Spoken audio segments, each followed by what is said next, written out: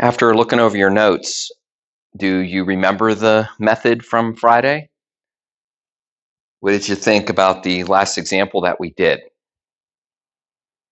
Remember, it's all about these critical values.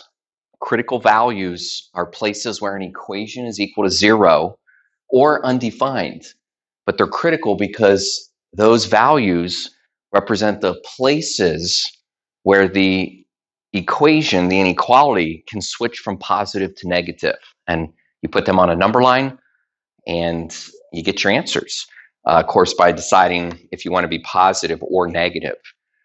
Now, a question that's come up today, and it's a great question. Does the inequality always have to be compared to 0?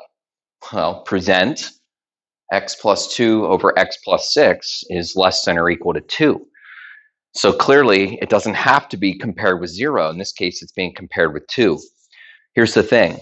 You still want to solve the inequality equal to 0. Why do you want to solve it equal to 0 or undefined? Because that's where you get critical values. So we're going to have to scoot this 2 over to the other side. We're going to have to make it compared to 0. But I'm going to tell you that by the time we come back to the end of this problem, we actually have the potential to still work with the number 2. In other words, you don't always have to work with the number 0, meaning you don't always have to compare to the number 0.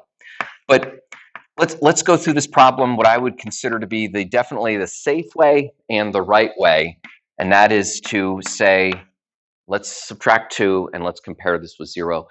Now, that minus 2, it's still kind of out of place. We need it to combine with this fraction. Before we do that, I actually want to show you the wrong way to approach the whole denominator thing. Yes, a couple days ago, we multiplied by the common denominator. I don't know if you were thinking about doing that. The reason that's not a good idea now is because it will cancel the denominator. And even though usually we don't like denominators, undefined is always part of the analysis. So we need the denominator. Don't multiply to cancel the denominator. Instead, kind of the old-fashioned way, just make a common denominator. Put it as x plus 6. Of course, multiply it to the top, multiply it to the bottom. Now, I'm going to show this next step because it's such a common mistake. You have to distribute the negative 2. You have to distribute the negative 2 and end up with negative 2x, negative 12, of course, all over x plus 6. Now, the two fractions seem to be disconnected, but remember the operation in the middle is no longer subtraction because you already did the negative. So we're going to default back to plus. Okay, always a good idea to be careful about negatives. But once you add the numerators, you get negative x minus 10 over x plus 6. And now we're pretty much back to the problem that we did last class period, okay, which it's important. It's time to follow the method. You want to think about equaling 0. The only way this fraction can equal 0 if the top is equal to 0. So go to it, solve for x. X equals negative 10. That's a critical value. Now, you also want to think about when this fraction's undefined, and it's undefined when the bottom is equal to 0. Easy to, obviously, to solve, but x equals negative 6 is also a critical value. Okay, there's our two critical values. Let's put them on a number line. In a moment, we're going to deviate from what we did last class period, but we're going to continue in the same way here. I hope you realize that we have 3 regions, so just pick a number that's in the region to the left of negative 10. I don't know, maybe negative 11. Unless you want some other negative number, it's fine. Now remember, you're going to plug in negative 11, and now comes the question, where? Now the answer is, it depends.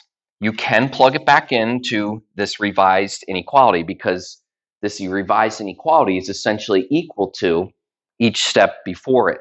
It's also the one that's being compared to 0, and so much like Friday, we can basically plug in negative 11 and find out if it comes out positive or negative. Now be careful because you got all kinds of negatives. If you plug in negative 11 into the numerator, I'm pretty sure you get 1, which of course is positive. If you plug in negative 11 to the denominator, you get negative 5, which is negative. By the way, in my mind, that's all I really see. I just see positive, negative, because all I really care about is if the final answer is positive or negative. And of course, it's negative. I'd like to show you another option. And sometimes your brain, certain students' brain kind of thinks this way. And I basically want to say, yeah, you're allowed to do that. And that is you could plug it back into the original inequality. Now, if you plug it back into the original inequality, you got to understand that you're now comparing it with 2. And you're also going to realize that it becomes more of a true-false type of thinking. So what do you get? If you plug in negative 11 plus 2, you get negative 9. And if you plug in negative 11 to the bottom, you get negative 5. Negative 9 over negative 5. Well, it's definitely positive, but we need to decide how it compares with the number 2.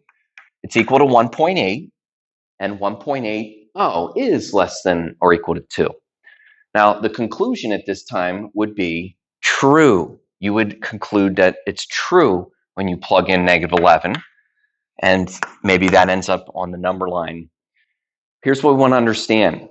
True means that that's going to be the interval that I'm going to choose. But negative also means the interval I'm going to choose, because look, that's the kind of answers I want. I want answers that are less than 0. Okay? Be careful. I don't want you to falsely conclude that true always goes with negative. It's just for this problem, true would be the same thing as negative, since that's the kind of answers we want. So what do you think? Where do you feel like plugging in negative 8? Listen, you can plug it in up here.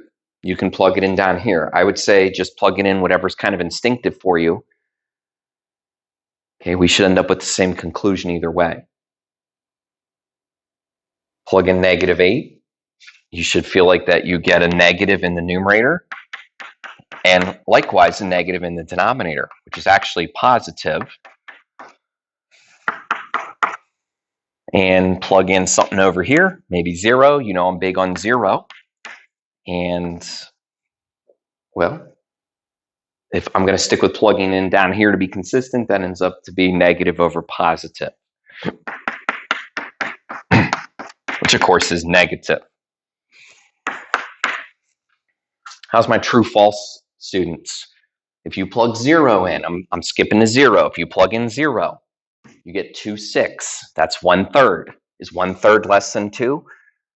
Sure is. So that means that this is also true. Here's what you want to realize. We need to take the part of the number line that matches the less than 0 or that matches the true-false.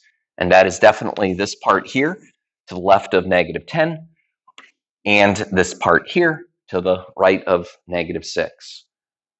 And both of those also match the true intervals. So we're ready to write our final answer, which is negative infinity, all the way negative infinity, all the way up to negative 10. And what do we got? Negative 6 all the way to infinity. Now you'll notice that I left off the parentheses or brackets because I wanted you to have one more opportunity to kind of remember what we did last class period. And that is we want to be careful if we're going to have a parenthesis or a bracket. Remember how that worked in that last problem? Okay. Yes, that's right. Negative 6 is a number that we can't use. Now, since we can't use negative 6, we're going to put a soft stop on that.